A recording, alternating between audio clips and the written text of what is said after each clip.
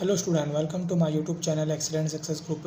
तो स्टूडेंट, आज हम डिस्कस करेंगे क्लास 10 में चैप्टर 10 सर्कल के इंपॉर्टेंट क्वेश्चन नंबर 14 में हमें दे रखा है, choose the correct answer. A tangent P Q at a point P.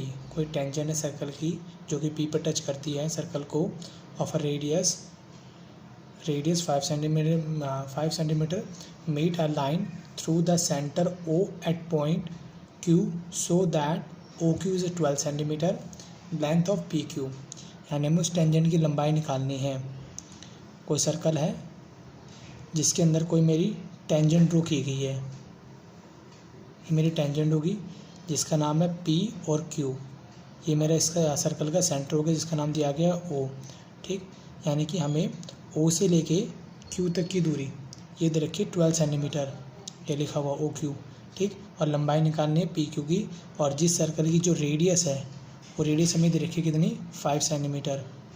तो हमें मालूम है अगर किसी सर्कल पर टेंजेंट ड्रॉ की जाए और रेडियस उस पर हमेशा परपेंडिकुलर ड्रॉ करती है, जिसको हमने थ्योरम 10.1 के अंदर प्रूफ किया था। O P is a perpendicular on P Q by theorem 10.1।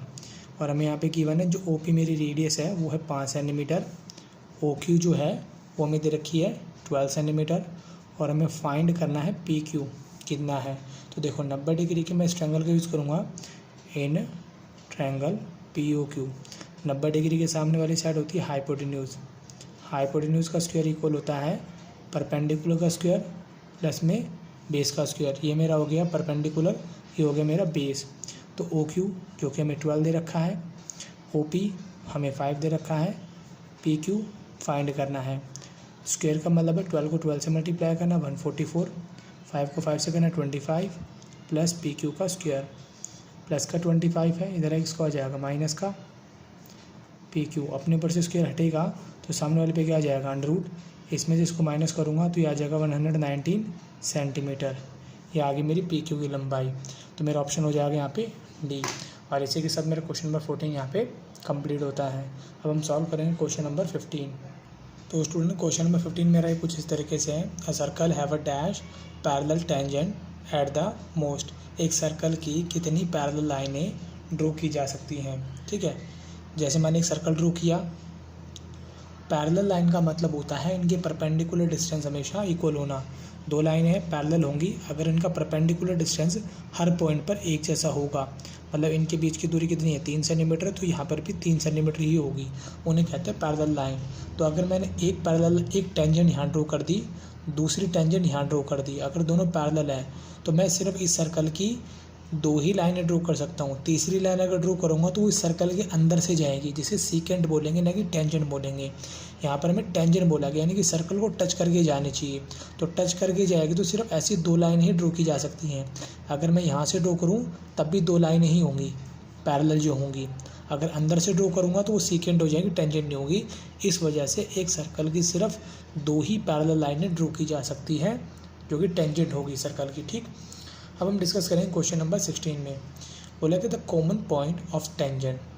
कोई सर्कल है, इस सर्कल की कोई टेंजेंट है, तो जिसका जो कॉमन पॉइंट होता है वह circle, and circle is called. तो इस पॉइंट को क्या कहते हैं, इस पॉइंट को कहते हैं point of contact. Point of contact. ठीक, और इसी के साथ मेरा क्वेश्चन नंबर 16 यहाँ पे कंप्लीट। अब हम डिस्कस करेंगे क्वेश्चन नंबर 17। तो क्वेश्चन नंबर 17 में हमें बोला गया है, if diameter of a 2 concentric circle. Concentric circle का मतलब होता है एक ऐसा सर्कल जिस पे एक ही को सेंटर मानते हुए 2 अलग अलग सर्कल ड्रॉ किए हुए। पहला सर्कल और ये मेरा दूसरा सर्कल।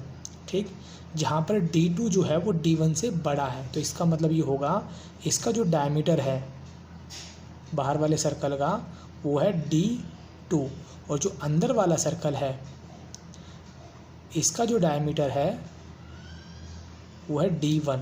क्योंकि अगर बड़े वाले सर्कल का बड़ा होगा और छोटे वाले सर्कल का छोटा होगा तभी मेरा D2 बड़ा हो पाएगा D1 से।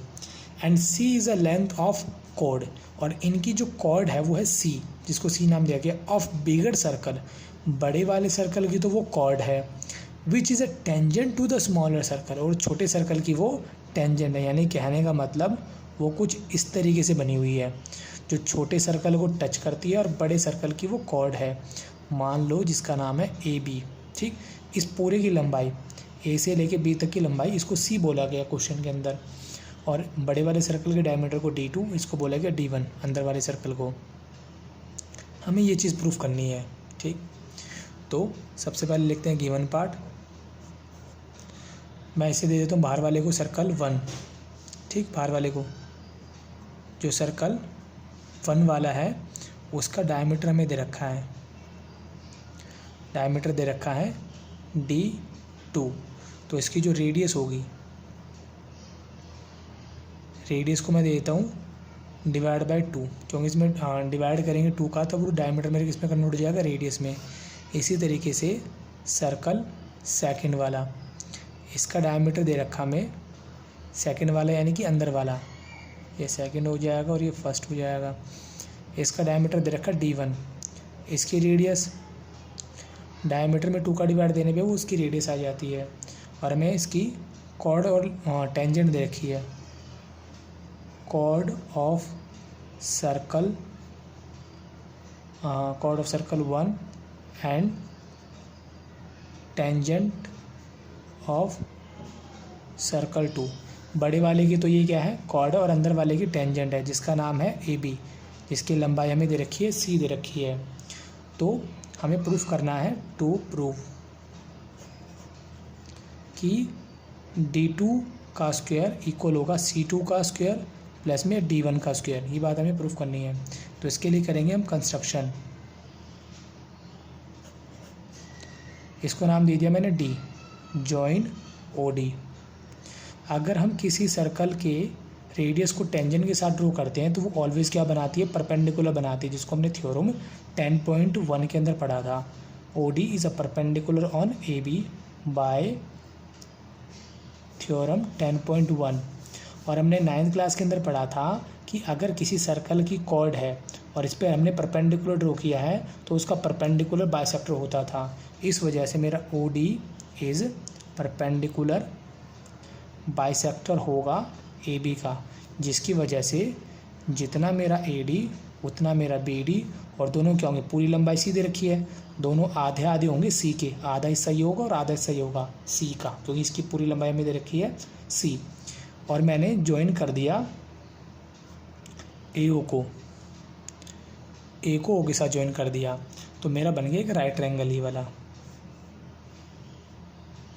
ODA।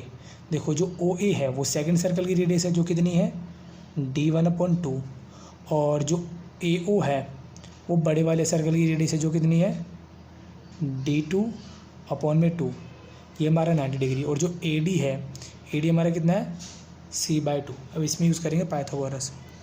In triangle AOD 90 degree के सामने वाले साइड हाइपोटेन्यूज प्लस में बेस का स्क्वायर प्लस परपेंडिकुलर का स्क्वायर। AO ये में दे रखा D2/2 का स्क्वायर, AD C/2 का स्क्वायर, OD D1/2 का स्क्वायर।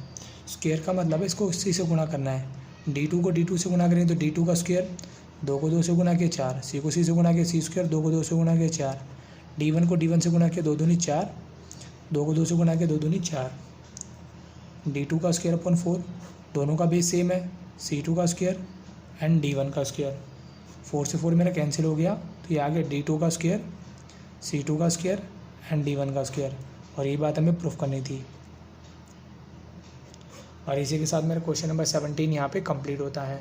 उम्मीद करता हूँ स्टूडेंट आपको क्वेश्चन समझ में आ गया होगा। अगर आपको वीडियो अच्छा लगा हो तो वीडियो को लाइक करें, शेयर करें, कमेंट करें और इस चैनल को जरूर सब्सक्राइब कर लें। मिलते हैं अगली वीडियो में। Okay, bye bye, thank you.